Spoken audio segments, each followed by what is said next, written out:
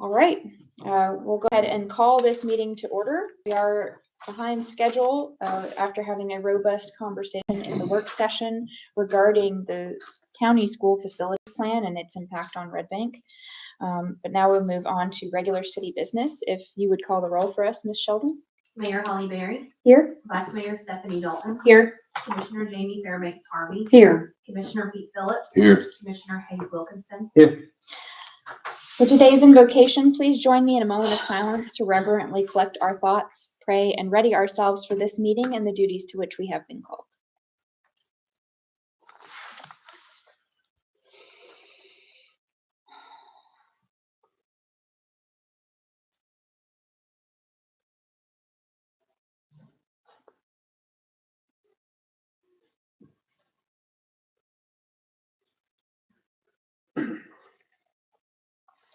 Thank you. Mr. Granum, will you lead us in the pledge? I pledge allegiance to the flag of the United States of America and to the republic for which it stands, one nation, under God, indivisible, with liberty and justice for all. First, we have consideration of the minutes for approval or correction for the November 21st work session. Any corrections? If not, do I have a motion to approve as written? I'll move. We have a motion for Commissioner Phillips. Do I hear a second? I'll second. We have a second from Commissioner Fairbanks Harvey. All in favor? Aye. Any opposed? Motion carries. Next, we have the November 21st, 2023 commission meeting. Any corrections? Do I have a motion to approve as written? I'll move. I have a motion from Vice Mayor Dalton and a second from Commissioner Wilkinson. All in favor? Aye. Any opposed? Motion carries. For my mayor's report, I wanted to open by saying a huge thank you to our Volunteer Festival Citizens Advisory Board for knocking yet another Christmas parade and festival out of the park. Thank you to staff for all of the hard work that you did in all departments to pull it off. And thank you, Red Bank, the people of Red Bank, for showing up despite the inclement weather. It was such a joy to gather with our neighbors once again. This morning, staff and I met with Hamilton County Public School officials to talk about potential locations for a new elementary school in the city of Red Bank. And we had again, robust discussion about that in the work session, if you are interested. And we expect to potentially broach that topic again at our next meeting. The next Red Bank Community Food Pantry is Thursday, December 7th from 4:30 to 6 p.m. The holidays are their busiest time of year, so consider volunteering. You can find a link to their sign-up genius at redbankfoodpantry.org. And next we have our report from Vice Mayor Dalton. Thank you, Mayor. Welcome, everyone. This Thursday, December the 7th, the Lashery Beauty Bar here in Red Bank will be hosting a holiday open house from 4 to 7 p.m. featuring specials, gifts, giveaways, glamour shots, going old school, and treats. And on December 9th, you can enjoy breakfast at Lily Mays and get a picture with Santa. He'll be there from 9 a.m. to 12 p.m. this Saturday. I just wanted to make note that there appears to have been a change to the Hamilton County Schools YouTube recording of the Facilities Committee meeting from November the 20th. Where they discussed Alpine Crest and Vermont. So the timestamp I gave you all a couple of weeks ago is not the correct starting point. You can find the beginning of that conversation at the 1 hour, 38-minute mark in case you want to refer back to that. My family and I also had a really wonderful time at the Christmas Parade and Festival, despite the weather, which actually ended up holding out for us really well. I want to say thank you to our festival committee for knocking it out of the park, pun intended, to all of our sponsors, partners, and participants, and to our staff for really just helping us make some really new, wonderful holiday memories together. I hope everyone got to stop by and talk with our two planning partners, Kimley Horn and TSW Design. They had booths there. We're collecting some feedback from residents, already jumped in, getting engaged with our neighbors, which I love. This is our first ever effort as a city to do planning in any of these areas, master planning, parks planning, everything planning. And so I'm really excited about getting community engagement, not only on the front end, but throughout the length of the process, because you guys, our neighbors, will guide the future of Red Bank. And speaking of, I know there have been a few surveys going around lately, but it's so important that we hear from you as we start these planning processes. There's a link on the city's Facebook page to the recently released Parks and Recreation Master Plan Survey, if you will all go and take a look at that and give us your feedback. Earlier today, I got to attend the ribbon cutting for the new expansion of the Behavioral Health Hospital at Erlanger North here in Red Bank, alongside our fire chiefs and Eddie Clinton, our building official. As a social worker, I can't begin to tell you how glad it makes my heart to see more mental health support and resources being centered in our community, especially around inpatient care. This 48-bed behavioral health unit will be getting folks who are in crisis the help they need when they need it. Thank you to Erlanger and Acadia Health for helping our city better meet this need for our residents and nearby neighbors. And I have to give a shout out to Fire Chief Seiler, Deputy Fire Chief Isles, and Fire Marshal Isles, and Building Inspector Tim Thornberry for all of the work that you did with Erlanger on this new facility. We went on a tour today and got to see the space, and it's just really beautiful and welcoming, and I think that's going to really be supportive of patients who are in crisis. But I also want to thank you all for getting Erlanger on board with installing the Tennessee Valley radio system so that they can make sure that our first responders don't miss any calls. And if you need to know more about that, ask them, because that's all I remember from the conversation. And I also just finally wanted to mention, as a part of my role on the Alpine Crest PTA, we did invite all of the school board members and the superintendent to Alpine Crest yesterday morning for a breakfast and a tour of the campus. Only 5 school board members attended. Marco Perez, Ben Connor, Larry Groen, Gary Keene, and Jill Black. And I just want to say thank you to them. Thank you for taking the time to come and look at the campus and all of the wonderful things that are happening at Alpine Crest. Thank you. Next, we have our report from Commissioner Fairbanks Harvey. Good evening. Thank you for being here and being patient. This is the 50th year of the cemetery and National Cemetery, and the wreaths will be on the grave sites this Saturday. The Red Bank Christmas Parade was a success despite the misting rain. Vendors, entertainment, food trucks, and Santa Claus highlighted the festive event. It drew up to at least 65 or more businesses, organizations with the band, community, churches, organizations to celebrate the season of Christmas for Red Bank residents. The community earned an exciting evening to start the Christmas season. My next Listen and Learn will be Monday, January 15th, 2014 at Mr. Burrito. Reminding you as we turn around to the next election in March, the first day of absentee ballot registration is tomorrow, December 6th. The last day to request an absentee ballot is February 27th. There are different mail-in applications dispersed, and you can look at that on elect.hamiltontn.gov for more information. The Red Bank Lions Club continues to sell their nuts until they're out and all sold. Finally, take time to share Christmas memories with your family. I can say this on the 19th as well, but in the next couple of weeks, in your home and others, churches, restaurants, and your workplace. I did want to make a point that Mr. David Halfley, a longtime active community member, has passed away today.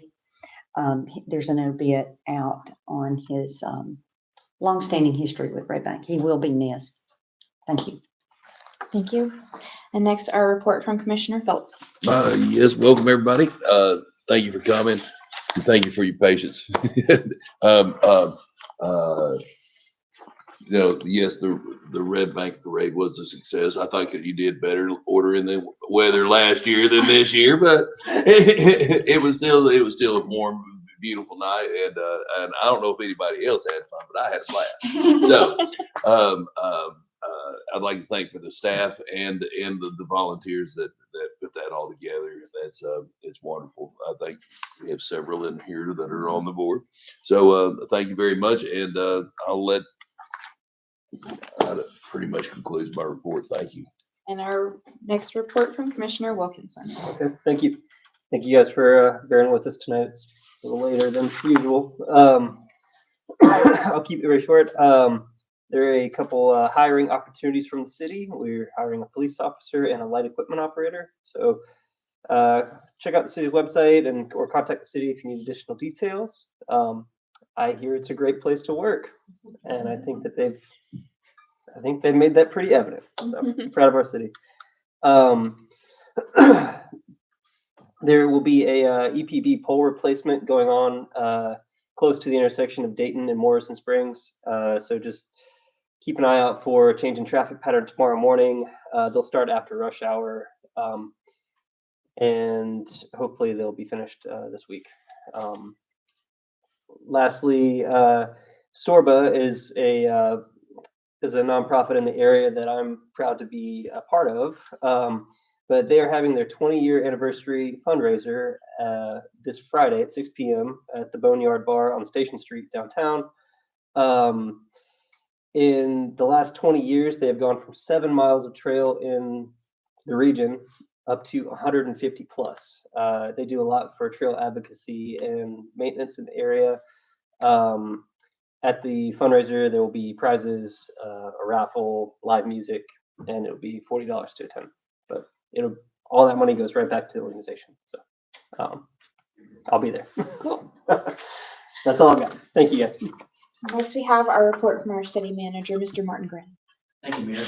I think much of what I had hoped to say has already been said more eloquently by your colleagues on the commission. I'll just add that regarding Mr. Haefele, when I first started as city manager in October 2021, soon after I started, he stopped by and welcomed me and sat down and had a wonderful conversation. And he had a big heart and a passion for Red Bank. And even in my time, he impressed that upon me. In a similar vein, I wanted to note that Resolution 21-1388 honors Coach Tom Weathers. Coach Weathers passed away at age 81 on December 9th, 2020, and he left a great legacy. And there's a resolution, there's a whole long list of whereases, and I will just simply wrap up by saying, therefore be it resolved that December 9th of every year, from here and after the passage of this resolution, is proclaimed a day of remembrance to honor the life of Tom Weathers, educator and model citizen, shining example, former coach, and leader of young persons in this community for many years. So 9 December is Tom Weathers Day. Thank you, Mayor. Thank you very much, Mr. Granum. We have no unfinished business, and we have one item of new business for which our applicant has been very patiently waiting, and we thank you very much. Resolution 23-1636, a resolution of the Commissioners of the City of Red Bank, Tennessee, authorizing the mayor to sign a certificate of compliance for MAPCO Express, Inc., DBA MAPCO number 3683 at 314 Morrison Springs Road, Red Bank, Tennessee. Now we have Ms. Sheldon is the one on the agenda. Would you like to introduce this topic? Yes. This is a certificate of compliance. The district manager, Cole Bills, cannot be here. So store manager, I'm so sorry, Mr. Tipton, Trey Tipton is here. This is for their liquor license. All right. Sorry, it's the other way around. So Cole Bills is the store manager. Sorry. I'm the store manager. No big deal. Yeah, so for us, we have Cole's certificate to be a designated manager permit here. We require, I think you guys require that, or we make sure that he has that. And then also I have certificates of the annual training. So we have about 11 team members there currently. And as soon as they're hired, anybody that's hired at MAPCO, they have to do age-restricted training. And then every year we do an annual training as well. So then they get to refresh. And in the case where, I've had a store in a different area that was over here, because I'm all the way to Tullahoma. But in that area, they made a mistake, and we made sure that we made it right. We made every single team member in the facility retrain and redo it again to make sure that we did the right thing and met all the requirements and things like that. Excellent. We appreciate your commitment. Do I hear a motion to approve? I'll move. We have a motion from Commissioner Phillips. Do I hear a second? I'll second. We have a second from Commissioner Wilkinson. Any further discussion or questions for the applicant? No? Thank you very much. We appreciate your being here. Thank you. Awesome. Thank you. So we have a motion and a second. If there's no more, any comments from the residents present? If there are no more comments, we'll call the vote. All in favor? Aye. Any opposed? Motion carries. Thank you. We have now reached the time for citizen comments for Red Bank citizens for items not on the agenda. Mr. Granum? Oh, yeah. We can, do we want to talk to that prior to citizen comments? Was there anything on the work agenda that we tabled that the board would like to discuss at this time? Yes. Or would we like to have these at the next Mayor, meeting? if I may, I do appreciate, Mr. Cranon mentioning Coach Weathers. Very instrumental in the community. My husband and my son played for Coach Weathers, and he impacted numerous, young men and women on the field and in the classroom. Thank you. Thank you. Saturday. Yeah, this Saturday. Also wanted to add, Mr. Halfley was a very active Lions Club member as well. And showed me the ropes and administered the Lions Club youth poster contest every year. It's another nice contribution he made to our community. Any other work session items? I mean, maybe staff can go into it, but 3, 4, and 5, maybe. Do you want to give your commission goal updates at this I time? think we can It's like move a- that. This is a 30-minute Yeah. presentation, Oh. is that correct? I think to do it justice, Yes. I would recommend. Save it that for the we next push it meeting. To the next work session. Okay, yeah. From that, it also builds upon the RFP conversation for multimodal and transportation engineering services. It'll actually give us some time to better flush out an actual, document itself. So it's not urgent tonight that it be addressed, but just know I'll plan on addressing it at your next scheduled meeting. Mostly, we just want to cover it before our next strategic planning retreat in February. Correct. And again, knowing that some things take a priority whenever they show up and depending on what information we get back, then Time we can always sensitive. roll that one over into your January, prior to your retreat in February. Okay. Mr. Granum, do you want to talk about the public chapter 391? Yes, Mayor, thank you. And I'll just add to Leslie's comments that much of my city manager report was really embedded in her update as well, because that's really what we've been focused on at City Hall. It's all those commission goals that she was going to broadly update. So we've been busy, especially Leslie, but really all of us in City Hall are helping her in that endeavor. More to the topic of Public Chapter 391. As you know, during the last legislative session, Senate Bill 0526 and House Bill 0817, prohibiting members of local governing bodies to be elected through an election procedure that requires candidates to be nominated from a district and elected at large, became Public Chapter 391. The bill was initially thought to only affect the city of Knoxville, but in the ensuing months, it has become increasingly likely that up to 16 other cities are also affected, including Red Bank. The difficulty is that the new statute is not clear as to whether it applies to Red Bank or not. My intent this evening is not a detailed recap of how we do our elections or what the options are going forward. Rather, my intent this evening is more limited. I want to keep this issue in the public eye and update everyone on where we are. First of all, we're talking about our next Red Bank Commissioner election scheduled for Tuesday, 5 November 2024, so about 11 months off. City Attorney Stoltz and I have met with the Hamilton County election staff, as well as Representative Hazelwood, Senator Watson, and others to discuss a course for the city to take.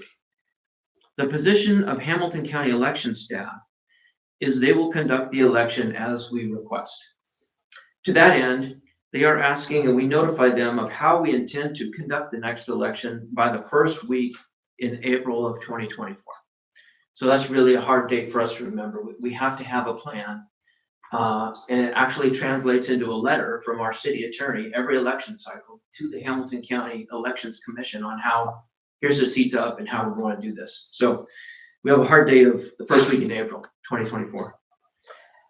The assessment of our legislators is there is not any appetite amongst their colleagues in the legislature for any new legislation that might confirm our unique way of electing commissioners in Red Bank. Indeed, the view is the legislature was intentional in eliminating the sort of unique election process that Red Bank has used since we were chartered as a city. Recognizing the pickle, and that's my words, pickle, the city of Red Bank is in, Senator Watson has exercised a privilege available only to legislators to ask for an attorney general opinion. Mr. Stoltz and I are grateful for this assistance, and our intent is to bring this opinion back to the commission as soon as we have it and use it as a basis for the path going forward. And obviously that will be a commission decision, but we'll all be informed by what the attorney general has to say. So for now, we're in a holding pattern and grateful for Senator Watson's assistance as we work to get the city of Red Bank on a solid path to our next election. That concludes my report. I did have a question that we talked about earlier, which was the possible that the attorney's opinion could contradict our charter. But that won't be the first time that's happened in Tennessee. And my understanding is that it would overrule our charter in that case. Yes, that's my understanding as well, that throughout Tennessee, there are charters that have been superseded by statutory changes. And probably the best practice would be for us to at some point clean it up, just so it's clear to the people who look to the charter for governance that it becomes in alignment with statute. But it's my understanding that we do not necessarily need to change our charter before the next election. And because we're a home rule city, that would have to go back to the people for Referendum. a vote. And it's actually quite a bit of effort to update our charter. And there probably isn't time really to do it, even if we wanted to push the charter update through the process before the election is upon us. But I'll ask Mr. Stoltz if he has anything he wants to comment. He advised me that I was on my own because there's much that's not known, but I still wanted to come into public session and tell you what we do. An opinion from the Attorney General that affirmed our opinions and position would be most helpful in guiding us as how to go on. However, a contrary opinion from the Attorney General would put us even deeper into a pickle about deciding how our next election would be conducted, because that's a very powerful voice and a very powerful opinion to, in essence, determine how the statute should be interpreted in that kind of keyword nomination that is stuck in the middle there. Mm-hmm. The Attorney General's opinion wouldn't necessarily tell us how we're going to do our election. It just simply tells us that the current process is not correct. So we would come back and have a conversation with the commission about how we do and actually want to do our process. Right. There is benchmarks around Hamilton County that other cities do, which we would probably look to for advice, but it's a commission decision. Well, the opinion wouldn't say, yes, this. It would say, not this. Correct. Yes, ma'am. Vice Mayor? Yes, thank you. So I, when I was in Nashville for the Tennessee Municipal League meeting in November, I think it was about a month ago, I sat down and talked with the executive director, Anthony Haynes, and Chad Jenkins, who's the deputy director, as well as two council people from another city that is potentially impacted by this public chapter. And what we talked about at that time, and I have gotten an update from Mr. Jenkins, Chad Jenkins, the deputy director of TML, was that there's, as Mr. Grantham said, there are a few other cities that are potentially impacted by this.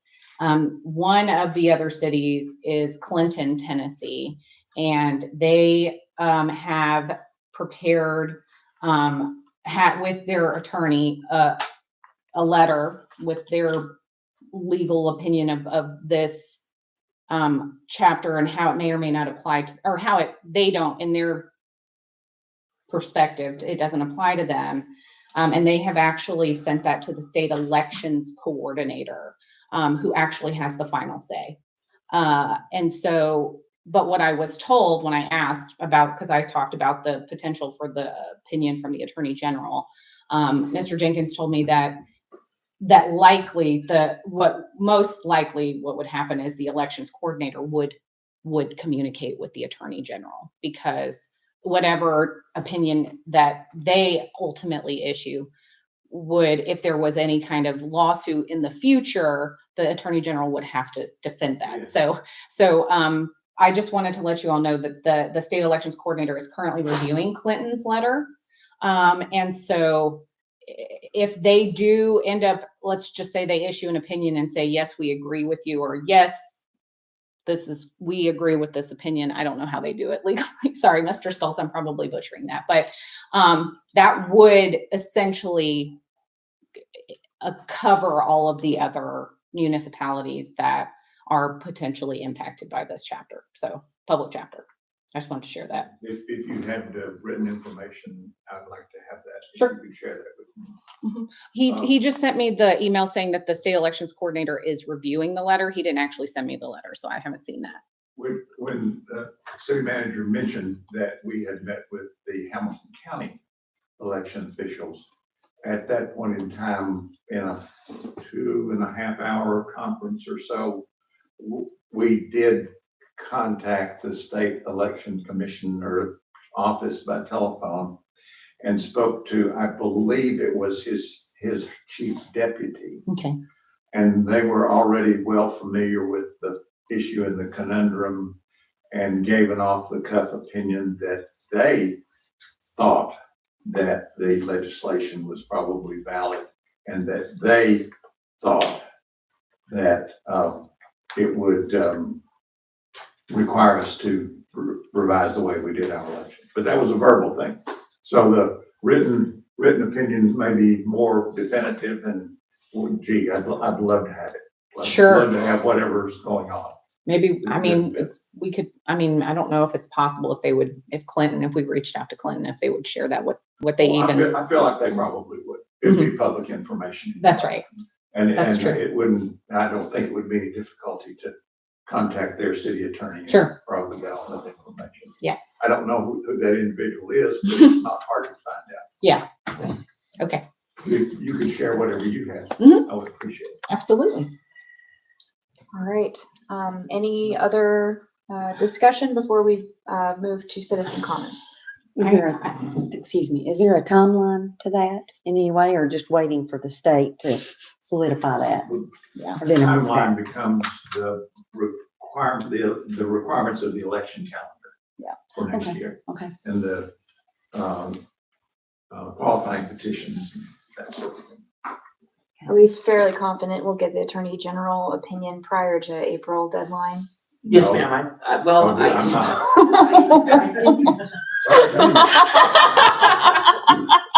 I was intentionally making that important. They alluded to us being in a holding pattern. It is, we'll keep chipping away at it.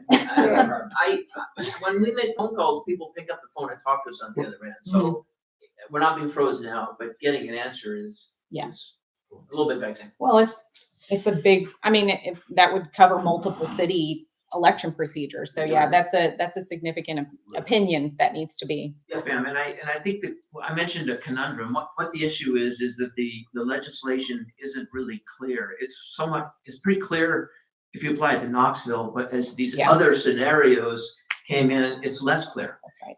And so the reality is it could require a judge's decision. Mhm. Somebody could, a potentially wronged party, whether it's a candidate or somebody else, could take a city to court and say your election process is invalid. And Mhm.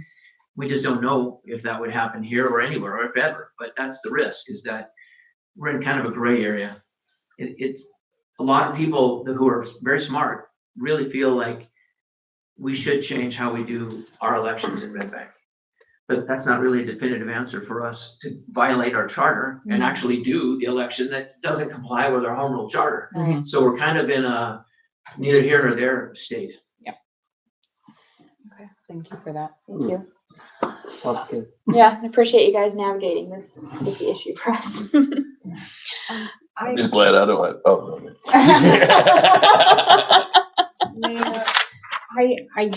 This is technically on the work session agenda, so it's any other business. I was going to bring up something of concern I've had, and this has actually happened multiple times, but I've had many people express their concerns to me about Reading Road. The speed at which folks travel on that road, it is a long, straight road. There's a lot of folks, it's flat, that drive excessively, and they drive through the stop sign at the kids' corner playground, where there are children who sometimes get out of the gate and start wandering around the sidewalk area.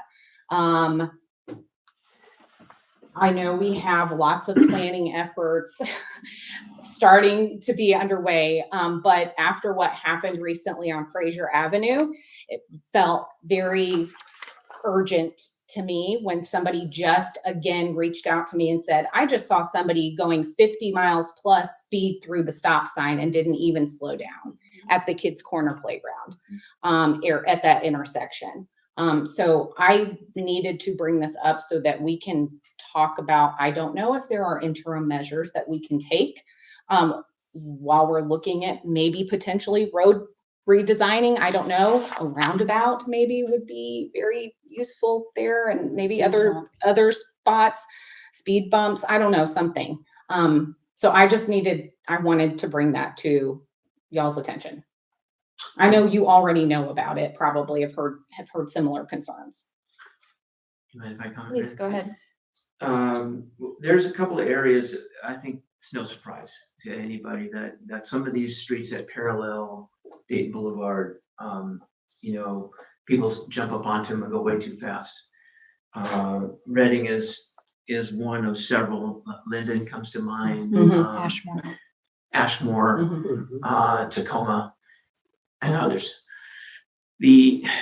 One of the things that we were going to talk about in the work session was the multimodal engineering services that we're going to bring in to complement the other variety of planning that we're doing. It's our expectation that through the comprehensive plan, things will start to spin out of that comprehensive plan to take a look at this intersection or this area, another small area study, largely around multimodal issues, bike, ped, safety, vehicle. And so I'm wanting to have a broader look. My concern is if we do something on Reading, it's just going to bump them up to Tacoma. And we squeeze here and it pops out there. I think that the solution in the mid to long term for a lot of these challenges is we have to do pretty significant changes to the vehicles. We have to make some dead end streets. We have to make people have to turn left and go down a block. If you're going to go north to south on some of these streets, you can no longer do it all the way on any one of these streets. We have to introduce some turns and maybe speed humps. I don't think enforcement alone or any one particular solution will get us to where we want to be. So my comment at this point is to let us get the multimodal engineering services contractor on board and start to have a system-wide look at these challenges that exist in a known set of locations. We're working with some residents on Ashmore, for example, right now, and they're experiencing a very similar problem. And all in this commission, we've talked to people from Linden in particular, and also on the other side of Dayton, Lamar, and some of the other along through streets where people speed and have had accidents and vehicles crashed in their front yard. So it's a big problem. And is there anything you would add to that? No, sir, I think you really nailed it. It's to take a broad look at those transportation safety issues. That's going to be one of our priorities in the RFQ that we're looking for. That's great. I would really like it if we could prioritize looking at that intersection in particular, just because of the playground being there. And is there something, the school, I mean, The church, behind the United church, Methodist I've Church. seen School. cars just drive Okay. right through. And Appian Way, I've had several Sure. residents Yeah. there because of the hill, and it's between Oh, Cherry and yeah, I see that regularly. we did 2 lanes. Roadways that we already are targeting Sure. for our engineers to take a look at. Okay. And come up with some creative solutions. Sure. Yeah, Commissioner Watson? I just think in the light of the Fraser tragedy, I mean, I don't want to, it's not something I want to sleep on. It's something, even if it's just a temporary solution while we look at a broader solution, something certainly is better than nothing. Well, I will say that there's a long list of areas where we have concerns about pedestrian safety. There's no pedestrian infrastructure at Signal Mountain and Dayton Boulevard, and that's increasingly a walkable area. Our pedestrian infrastructure essentially ends at Spring, former Mojo Burrito, if you will, and there's really no safe way to walk to Current Chattanooga. Sabor. What's that? Current Sabor. Sabor, yes, Sabor. And so there's just a deficiency there. There's not unsafe pedestrian infrastructure. There's no pedestrian infrastructure. And I'm advising that we take a comprehensive look and have a consultant team on board who can really deliver us solutions that we can have confidence will work. If we start to responding to complaints and become complaint driven on this issue, basically there's a valid complaint all across the city at dozens of locations. There is an enforcement piece here, and I think our law enforcement team has done a good job without becoming a speed trap. The city there was an era where everybody complained about getting a speeding ticket in Medbank, and that hasn't been the case for a long time, but that legacy still exists. So I don't know that enforcement is necessarily the solution either. It's a tough issue. Design is the solution. And engineering and building out the roads that incentivize the right kind of behavior. But design takes time. Yes. I am encouraged to see that Chattanooga is doing a tactical intervention on Fraser Avenue, at least on weekends. Hopefully they'll consider expanding that and making it permanent eventually. But I'm glad that they're taking action now. I know we deferred the commission goal updates, which then fed into the RFQ, but I did have a question about the RFQ of whether the RFQ will include any recommendations for tactical interventions that can be implemented in the short term, especially to gather data to inform longer term I think solutions. we have access to some other firms that would probably easily provide us some suggestions Okay. without it becoming a scope of work. The RFQ really is for us to select the firm that we want to work with. for Long term. Okay. Could, So I think it's dual. I think we can reach out to see if there are some viable solutions that are on a temporary measure that are recommended from traffic engineering ahead of our RFQ process. right. Well, this item is not on our agenda for a vote, but we do have 1, 2, 3 commissioners who would like to see whatever kind of tactical intervention is available to our city in the short term. I fully understand that we do need a comprehensive look, and we should absolutely be pursuing that with utmost haste. But if there are tactical interventions that we can utilize in the short term, if we are going to solve a problem in one place and pop it out somewhere else, I would like to solve the problem by the Kids Corner Playground. If I can simply say, I think just working with the city manager on some of those short-term temporary solutions, if it does reach the threshold of our procurement practices, then it'll come back to the commission as a full. Okay, thank you. Just to be clear, Mayor, we're talking about the intersection of Unaka Street and Reading Road. Correct. Okay, thank you, ma'am. Thank you. All right, Thank any you. other discussion? Okay, we'll move to citizen comments for items not on the agenda. Mr. Granum?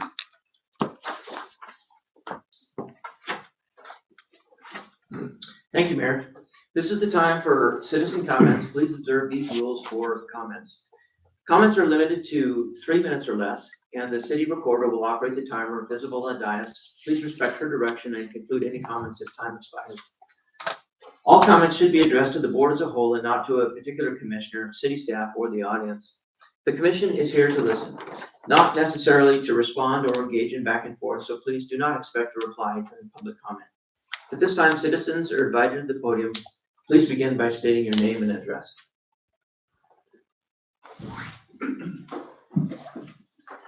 Tristan Sweet, 120 Sweetland Drive. I heard a lot of the discussion in the work session. I was listening on my phone. And although I really appreciate the commission's desire to try to preserve Red Bank Central Park for the comprehensive planning effort and the small area plan, I do think that with the timeline that we're up against, everything that I've heard from my school board representatives, which is Ben and David, leads me to believe that the White Oak property is not an option. And I believe one of the reasons it's not an option wasn't mentioned at the working session, that simple logistical cost of bus routes and things of that nature, with the property being so much further from Red Bank Central Park. And also, as a proponent of Save Red Bank Central Park, I felt an obligation to come and tell you all that I was attracted to this movement because it was a means of land preservation in the city of Red Bank. And the way that I understand it is now we're being offered an opportunity to potentially save a 17-acre lot. And to me, land preservation is land preservation. And so if we could do a simple trade for some or a portion of Red Bank Central Park for a net gain of land for the city of Red Bank, I would look at that as a net positive for the city of Red Bank. I would also appreciate a brand new modern school in the very heart of the city. And so I don't think that these working sessions, although they are very difficult, and I appreciate you all walking us through all this information, I think this is a fantastic opportunity that has presented itself to Red Bank. I do not see it as, I do see it as an ultimatum. I do not feel like we're being necessarily strong-armed into it. I think that we've been presented a proposal that we don't like, and we have the opportunity to execute a much better proposal and show the county how it's really done. So I appreciate you all's continued efforts in that. Thank you. Thank you, Mr. Bertweet. Any other comments for items not on today's agenda? All right, if there are no more comments, do I hear a motion to adjourn? I'll move. I have a motion from Commissioner Phillips. Do I hear a second? I'll second. Second from Commissioner Fairbanks Harvey. Stay all night. All in favor? Aye. Meeting adjourned. Thank you, everyone. Thank you, Lou. You guys don't want to stay here 10 o'clock?